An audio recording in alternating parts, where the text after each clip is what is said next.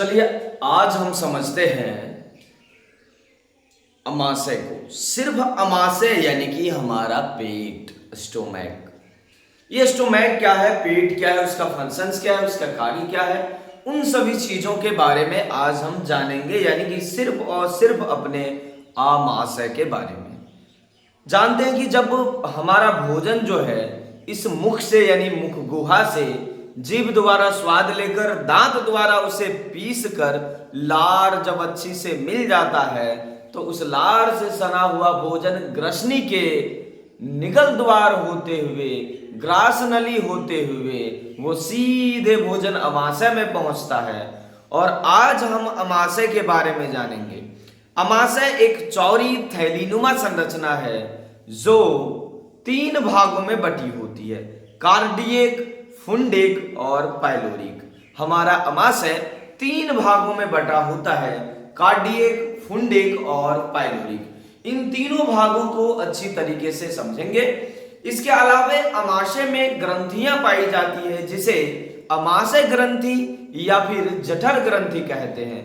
और इसके अलावा उन ग्रंथियों से निकलने वाले रस को जठर रस या फिर अमाशय रस कहते हैं। इस रस में 3 अलग अलग प्रकार के रस पाए जाते हैं, उनके बारे में जानते हैं। चलिए शुरू करते हैं अमाशय। अच्छी तरीके से आज हम पेट को समझते हैं। और कभी कभी गर्म या तीखा मसालेदार भोजन करने से हमारे शरीर में, हमारे अमाशय में जो अल्सर होता है यानी कि अमाशय अल्सर यानी कि पेप्टिक अल्सर, उसके भी बारे में जानेंगे। चलिए हम जानते हैं कि अमाशय एक चौड़ी थैलीनुमा संरचना है। तो अमाशय एक चौड़ी थैलीनुमा संरचना है।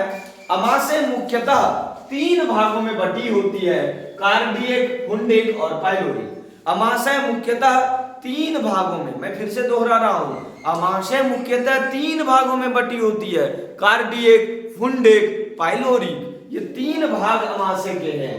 और यही पाइलोरिक जो छोटी आंत से जुड़ी हुई रहती है, ये अग्र भाग है कार्डियक, और ये बीच का भाग फुंडिक है, और ये बीच का भाग फुंडिक है।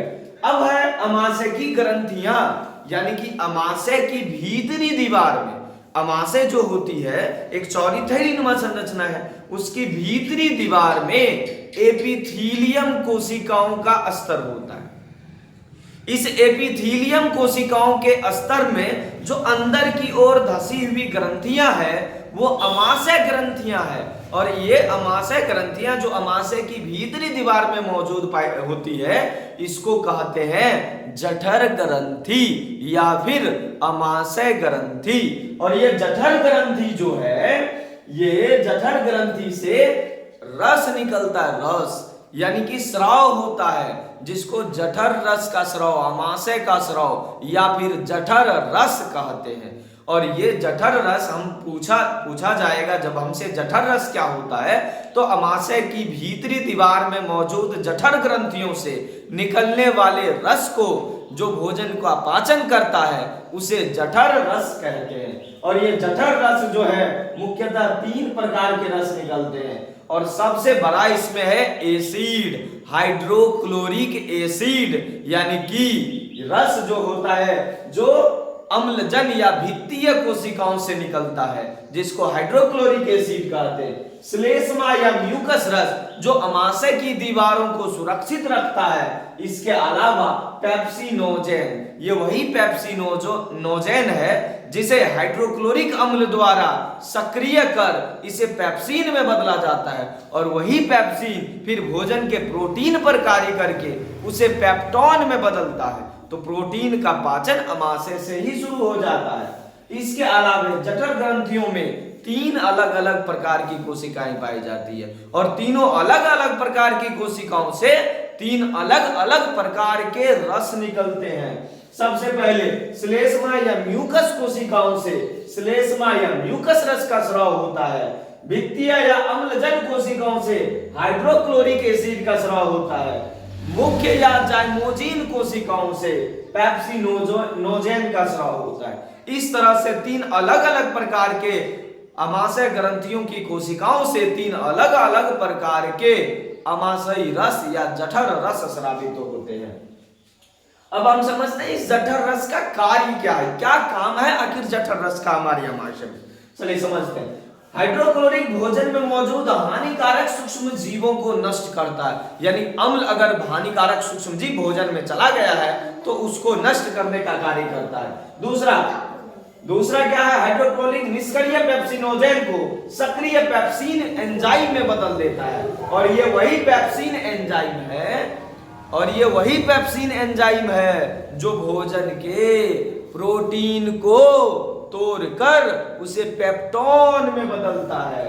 चलिए आगे बढ़ते हैं। क्या है, मनुष्य के आमाशय में प्रतिदिन यानी डेली जो है 3 लीटर जठर रस का स्राव होता है। ये मानव का आमाशय है जिसमें 3 लीटर जठर रस का स्राव होता है। उसके बाद आमाशय में पचा हुआ भोजन जो है वो काइम कहलाता है। आधा पचा हुआ भोजन, पूरा नहीं पचता है, पूरा तो छोटी आंत में पचेगा, लेकिन आमाशय में जो भोजन पचता है उसे काइम कहा जाता है, काइम। उसके अलावा आमाशय की जठर ग्रंथियों की भीतरी दीवार में होने वाले घाव को आमाशय अल्सर कहते हैं। और ये आमाशय अल्सर होता कैसे है, चलिए देखते हैं।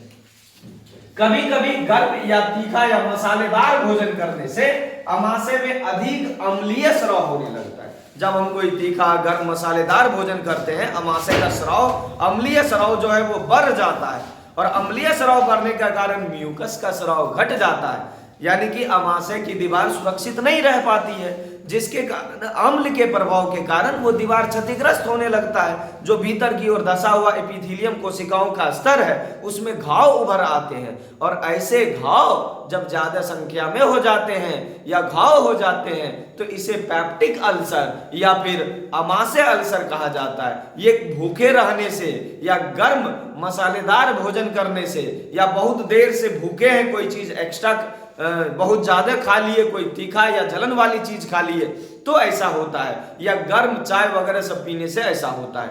ये आमाशय अल्सर अगर किसी आदमी को ज्यादा दिन रहता है तो वो आमाशय का कैंसर में बदल जाता है, बहुत दिनों तक रहने से, लगातार रहने से।